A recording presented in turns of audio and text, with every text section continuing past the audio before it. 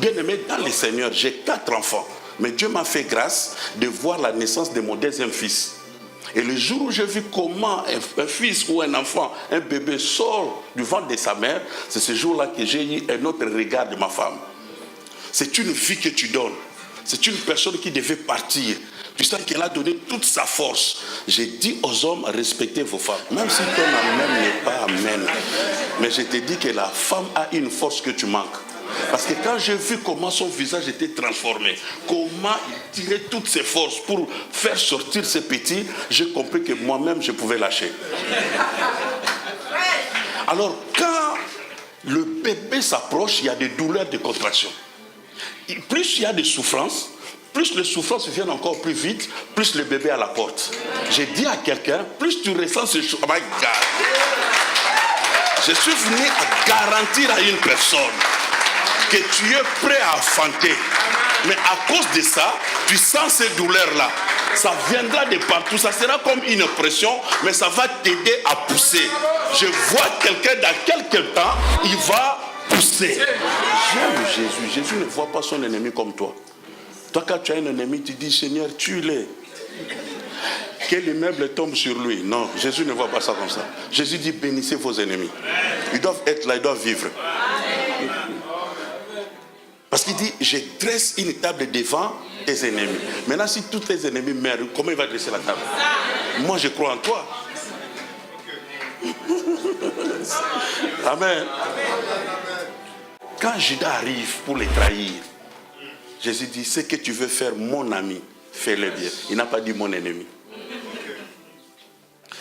Parfois, un ennemi, c'est un vrai ami. Et un vrai ami, c'est un faux.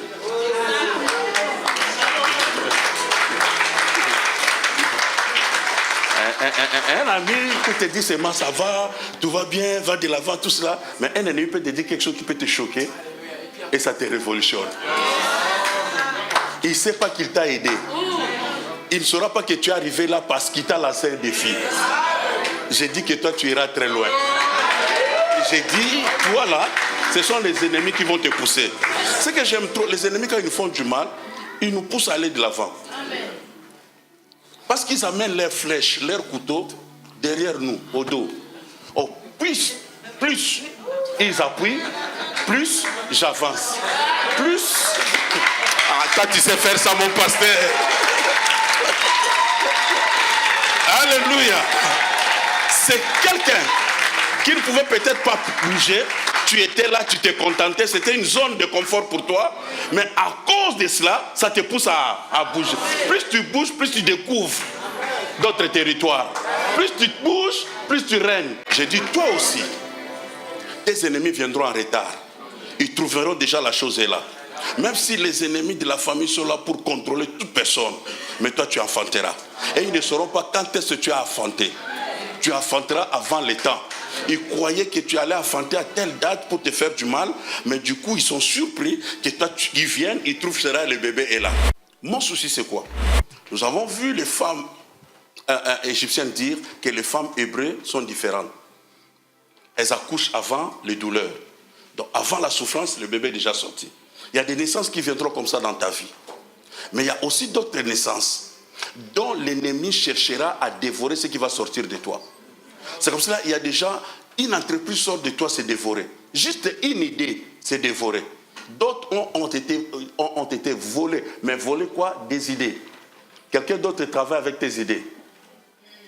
Quelqu'un d'autre a écouté ta vision, il a pris ça et puis il a commencé à le mettre en pratique avant même toi-même. Donc il y a tout ce qui sort de toi, c'est un bébé.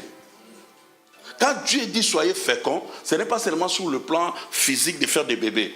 Même sur le plan pensée, intellectuel. Dieu peut te nourrir par des idées. Alléluia. Alors qu'est-ce qui va se passer? La femme est dans le désert et la femme est dans les douleurs d'accouchement. Elle est au travail. Et pendant ce temps-là, il y a un dragon qui attend le bébé. Ce que je voulais dire à une personne, tu peux connaître des combats. Mais si c'est Dieu qui a mis la sémence, Dieu ne contrôle pas la sémence seulement comme le papa de Moïse. Le papa de Moïse, on ne le connaît pas. Il a mis la sémence, il est parti. Quand les problèmes sont arrivés dans la famille, on n'en parle plus. Ça ne sera pas le cas pour toi. Si Dieu dépose la sémence, ou en d'autres termes, je dirais, la Bible dit quand il commence, il termine, et il termine avec perfection. Donc si cette chose-là a commencé avec Dieu, croyez-moi, Dieu va poursuivre et connaître le processus jusqu'à la fin. Si cette œuvre, si ce ministère est sorti de Dieu, sachez-le très bien que Dieu va combattre pour ce ministère jusqu'à la fin.